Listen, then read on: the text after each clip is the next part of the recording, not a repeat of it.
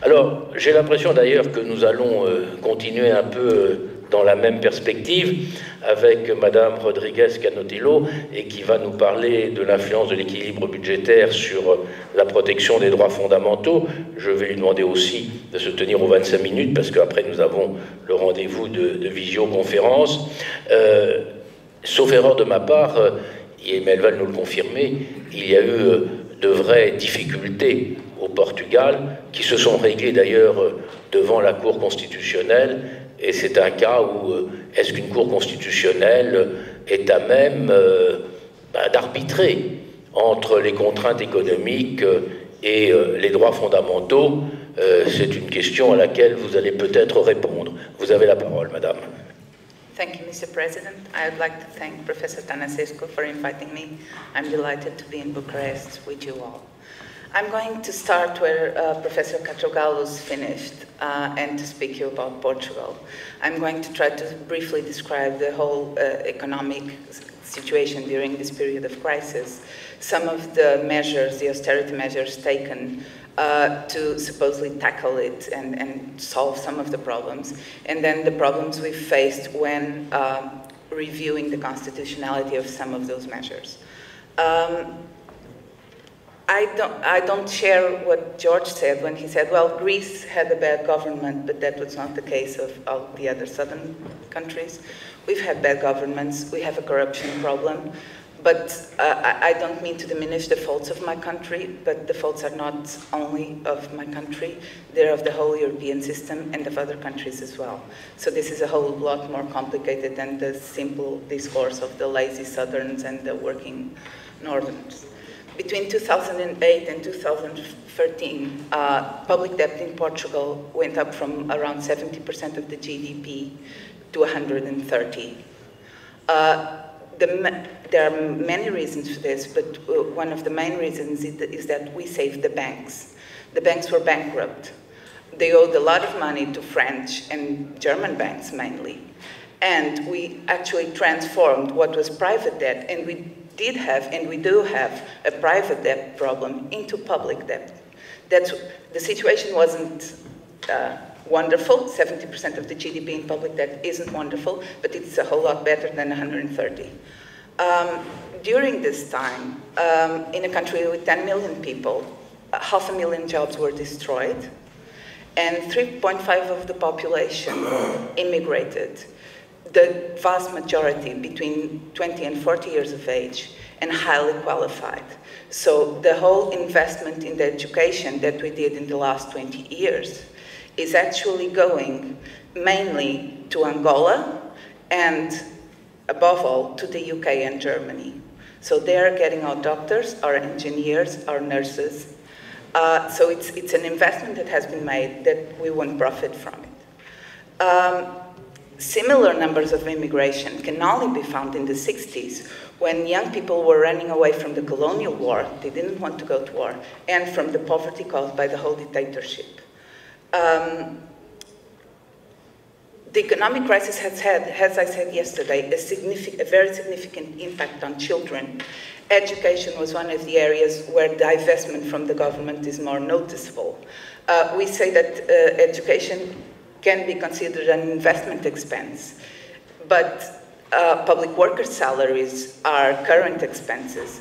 And one of the more easily fireable public workers are teachers, because you just have to increase the number of pupils in classes from like 25 to 31 or 32, and you can fire a whole lot of teachers and diminish public expenses with public worker salaries. And that's exactly what the government did. They also cut on aids to children with special needs and special needs teachers. And significantly, one of the first expenses in 2010, still by the socialist government who didn't immediately enter into this austerity idea, that was cut, was what I think is the equivalent to the German Kindergeld, the money you get for each child, which was not much. For some families was like 15 euros a month, but it could make the difference between paying, I don't know, speech therapy, like I heard one woman saying, or not. The number of school dropouts due to the crisis and to the situation of unemployed parents has also increased greatly. Another area that was significantly affected was healthcare. Hospital fees, which were supposed to be symbolic because you have a constitutional provision saying that the National Health Service should tend to be free of charge. So we had hospital fees, but quite symbolic, like things like 2, 3, 4 euros, have increased significantly, and they now can reach for a more complicated exam, something like 50 euros, so it adds up. And you have to remember that the minimum wage is 500 euros a month, so, and the medium wage is 1,000 euros. So this can mean a significant expense for someone who is ill. And the single most affected fundamental right during the crisis was the right to work, not only due to unemployment, but to all the changes in labor law. There were pay cuts. There was a significant reduction of severance payments. There was increase in working hours without additional pay. There was a reduction of the additional pay per extra hours. And there was an effective freezing of all collective bargain instruments during the crisis period. Pensioners were also a category especially affected. Portugal had done, before the crisis, a reform of social security law, changing the formula for calculation of pensions so that it could be more sustainable. However, after the crisis, the governments did new reforms. The age for retirement has increased, and the rules for the calculation of the amounts of pensions have changed several times over the years, and they are increasingly more severe, so people get less money. And pensions have, additionally to this, gotten severe pay cuts during the last at least 4 or 5 years. Other social security rights, like the minimum income you get for survival, really, have had their rules changed so that 50,000 families have lost it during the last years. And this is not a big sum of money. The average minimum income is 90 euros per person per month, or 200 per family, so it's not that you can have a very good life with that. Most of these measures, some were taken before 2011, but most of these measures were taken after 2011, which was when the bailout of the Portuguese government negotiated the bailout with the Troika. And most were imposed in the Troika memorandum. So they were clauses, they were conditions imposed by the Troika, which the government accepted, so that we could get the loan because the rates at which the government was borrowing from the markets were unsustainable. Even if, as the Commission says, the Charter doesn't apply, I cannot understand. I can understand that the IMF doesn't care, and the IMF is a member of the Troika. They're not bound by any human rights treaty. I cannot understand that two European institutions don't care about human rights treaties at all. Either if they apply or not, the action, the daily action of the Commission and the European Central Bank have to be somehow bound by those treaties and bound by human rights. And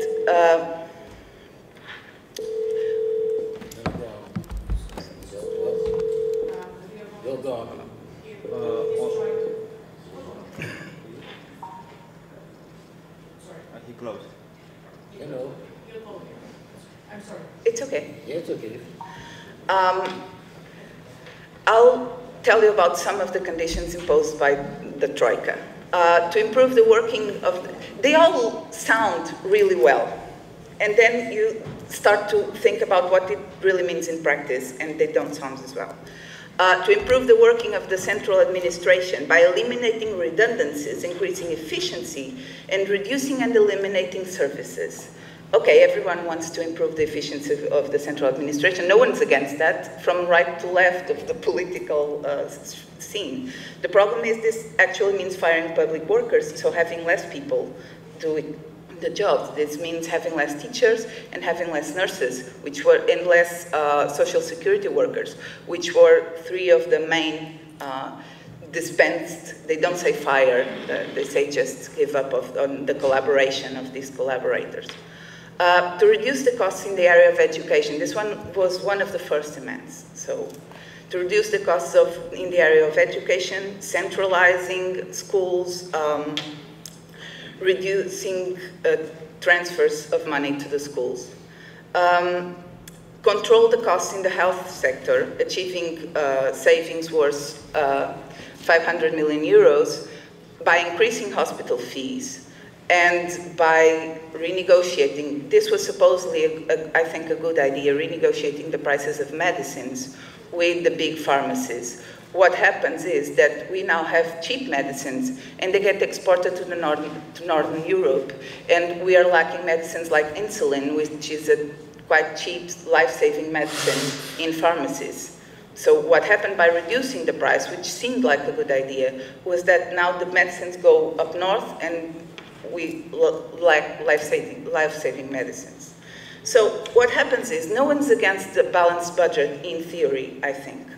I'm not against balanced budget. The thing is, the public authorities, both at national and European level, have made an equivalence between a balanced budget and austerity measures, who necessarily mean a loss of social and economic rights. They never put into cause some other rights. I mean, if we say, okay, so we need austerity, but we have to rethink some of the tax rules and the freedom of circulation of capitals because we need the money here. If you have supermarkets and if you build shopping centers in Portugal, you cannot pay taxes in the Netherlands, so we'll have to rethink this system so that some of the money actually produced in Portugal stays here so that we can afford our social state and have a balanced budget. But this side of the system is never put into cause. Only the side of social rights is put into cause. So then what happened? These measures had to be adopted by law or by legal mechanisms in Portugal. And some of them were challenged before the Constitutional Court. I have to say, first of all, that surprisingly few of these measures were challenged before the Constitutional Court. The unbelievable rise in the hospital fees was not challenged. The changes in the rules of attribution of the minimum income were not challenged. I think that perhaps because they don't affect people that have a voice in the public sphere. So this was not the persons, the public officers that can challenge the constitutionality of the measures were not as sensible to this as to perhaps their own pay cuts or their families' pay cuts. So we have more fame of reviewing constitutionality of austerity measures. That was what was actually done in practice. Secondly, the work of the Constitutional Court in this is a very uncomfortable task. First, the court answers the questions that are made to him. He cannot deny if a person or a public officer with the right to ask for the review of constitutionality of a measure sends a request to the court. He cannot say, well, we'll not decide about this. So he's bound to decide. Secondly, the pressures, the political pressures over the court in these last years were unbelievable, both from national politicians and from the EU. The European Commission finds itself at ease commenting the rulings of the Constitutional Court and saying things like the judges didn't take into account the principle of a balanced budget, or that they were nearly irresponsible. And this is something unthinkable if they were talking about a decision by the Bundesverfassungsgericht. So what George was talking about, neocolonialism, we do feel it. We are not equal states. There's no equality of states. There are some states that can have their institutions functioning, and then there are some states that, when their institutions function, are subject to pressures and critics that do not apply to others. Portugal didn't put the balanced budget principle into the constitution. I could elaborate on this a lot, but I think the reason was quite simple. It's the Socialist Party which is the center-left party, main party, was in the opposition. And no constitutional reforms are done when the Socialist Party is in the opposition. Only when the Socialist Party is in government is possible to reach an agreement. That's it. That's as simple as that. It was, however, put into it's not an organic law, but it has a reinforced value in relationship with other laws. So, but it's nevertheless infra-constitutional value. And I think there are lots of critics in Portugal who say it has to go to the Constitution, this principle, and who actually argue for some kind of state of exception in relation to many social rights when it comes to reviewing the constitutionality of the austerity measures. I think, in a way, the critique is unfair because the court has taken into account the principle of balanced budget. It hasn't called it that. The principle is into disguise, and its disguise is public interest, general public interest, in having sane public finances. But it's actually almost the same thing, and I think I'll try to show it in my presentation. The thing, I think, when some politicians and constitutionalists argue for the constitutionalization of the principle, what they really mean is to transform it not from a principle, because it is being applied as a constitutional principle, but has a set rule, against which, in constitutional terms, instead of making a balance between two constitutional principles of equal value, we would have a rule that would always apply in a definite way, and all social rights would fall when confronted to it. So this is the difference, and that's why I think it's good that we did not constitutionalize the principle. It is nevertheless being used by constitutionalists as a constitutional principle and not as a strict rule. To try to give you an idea of the case law of the court, the main case law is about pay cuts. The first pay cuts were first implemented in 2011, still by the socialist government, who then lost elections in 2011. The first pay cuts imposed upon public workers were applied to all, not state employees and people paid by public money, even if their former employer was a private company, who had a wage of 1,500 euros, 1,500 euros before taxes. If you have that wage or higher, you had a contribution varying between 3.5% and 10% of your salary. And these measures were adopted along with others, such as the prohibition of career promotions, of hiring new public workers, and additional pay cuts in extra time and special subsidies. The court reviewed these measures, and it recognized that the right to pay is a fundamental right enshrined in the Portuguese constitution, and it's not even a social right. It's in the category of civil rights. But it said that there's a difference between the right to be paid and the concrete amount of money that you are due, which is something I personally have some doubts about it, because if you have a contract saying you'll get 2,000 euros and the government suddenly decides that you get 500, it seems to me that this is surprising. The court went on to say that even that these sacrifices were imposed only to the public workers category, it worked to ensure the fulfillment of a public goal that benefits the whole political community. And as the court declared, it was not within its powers to enter the debate over the equivalence of effects between measures that reduce state expenses, such as pay cuts, and others that increase states' gains, such as raising taxes. And this is important because the court doesn't evaluate that. And for public workers, the difference would be if the government raises taxes, we lose the money anyway. But if you have a tax raise, it affects everyone, and not only definite categories. It obliges the government to think about the whole political community. But these pay cuts, the court decided that the measure, they should be considered admissible and constitutional because of the public interest in sane public finances. So the principle of trying to reach a balance in budget was actually used to allow for the pay cuts. What happened was that in 2012, the new government decided to maintain these pay cuts and add new ones. What the government did was suspend the Christmas and the holiday pays, which are equivalent to 1 month's pay paid in July and December. This is a confusing thing for people from countries where you just get 12 months pay.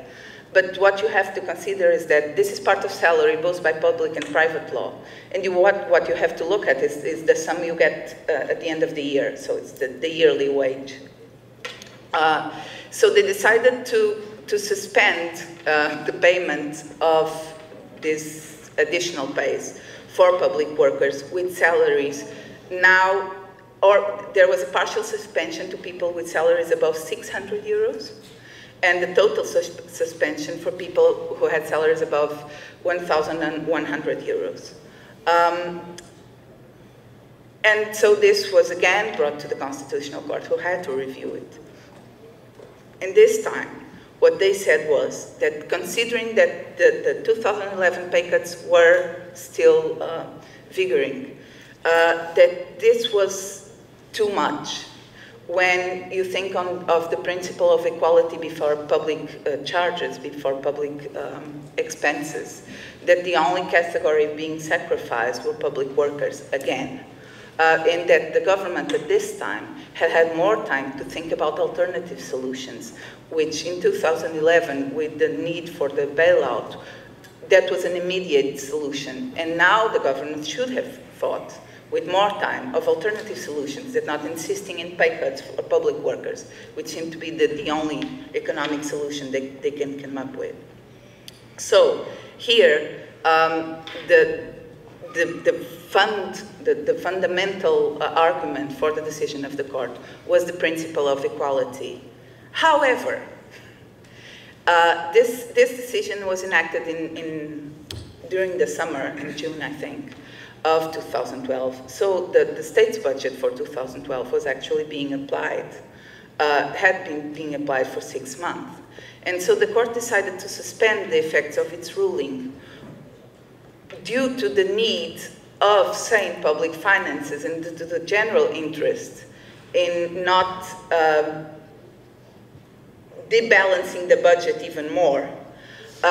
So this pay cut was effectively applied. It wasn't constitutional, but people still suffered it due to the principle of a balanced budget and the need to reach a balanced budget.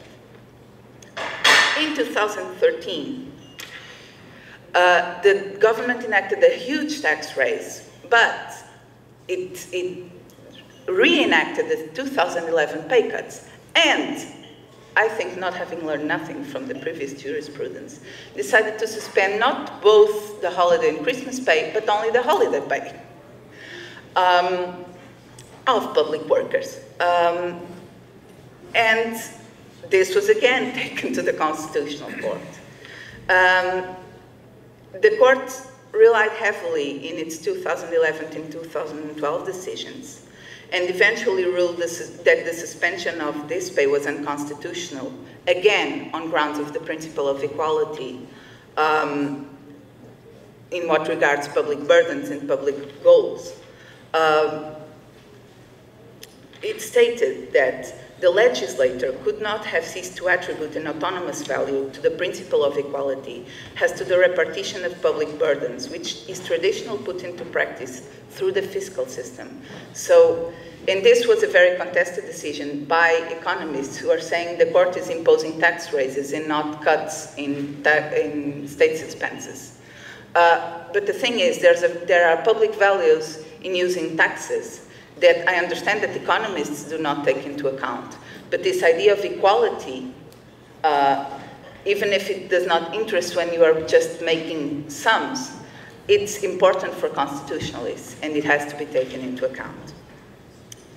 In 2014, the government tried to do a whole new thing, and it designed a new pay cut varying from 2.5% to 12%, who was to be applied to all public sector workers with wages above 675 euros before taxes. So these are people who have salaries under the 500 euros.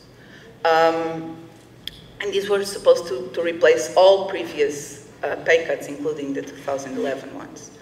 And all the other measures, the tax raises, the prohibition of promotions, the prohibition of career progressions, and the strong reduction in public numbers of public workers are still in place.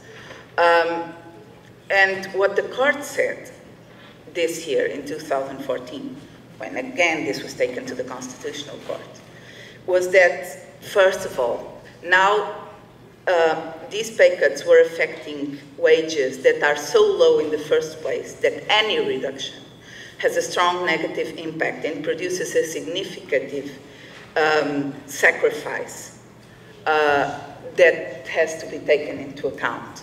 So these pay cuts were ruled unconstitutional. The government had a problem because it did not reenact the 2011 pay cuts, so what this decision would provoke was that no pay cuts would be into place.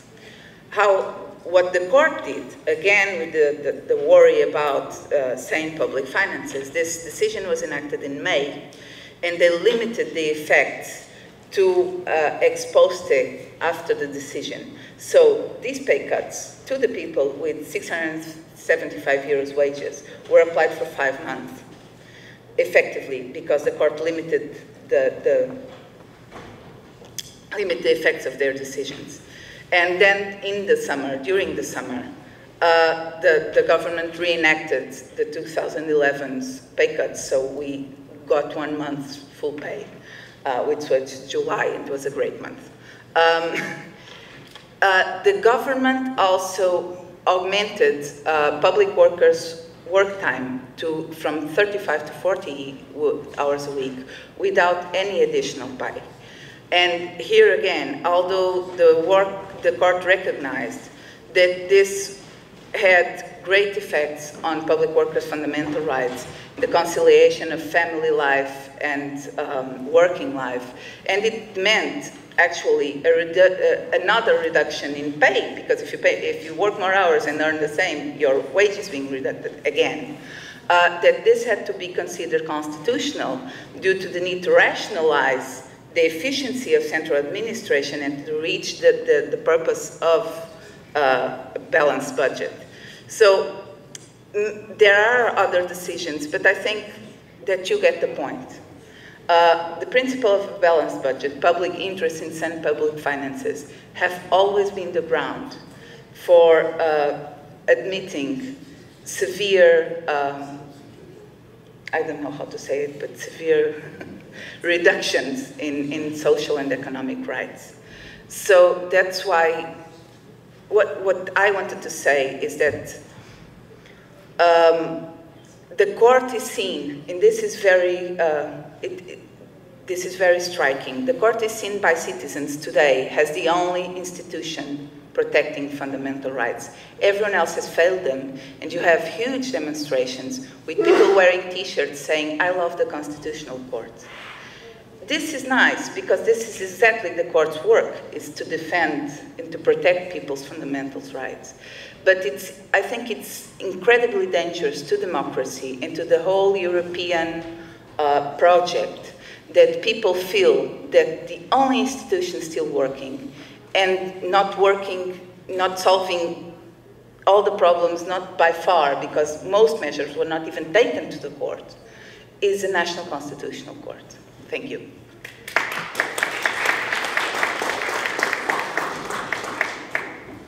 Merci beaucoup, chers collègues, de cette communication qui a bien montré, dans le cas spécifique du Portugal, quelles étaient les difficultés. En fin de compte, la problématique que vous avez n'est pas limitée à votre pays.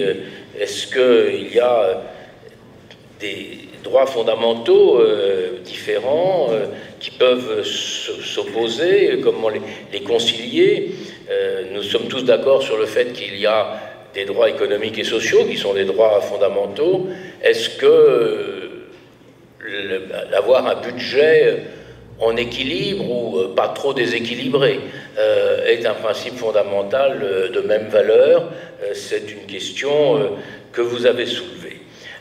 Et vous avez d'ailleurs utilisé une phrase, ou des mots en tout cas, qui en anglais sont importants, General Public Interest, que nous aimons traduire en français par intérêt général, qui est une des notions les plus commodes à utiliser, mais les plus incertaines que nous puissions rencontrer, avec derrière la question centrale de tout ce qui a été dit jusqu'à maintenant, ce matin, c'est qui doit définir l'intérêt général ou le General Public Interest. Est-ce que c'est l'autorité politique?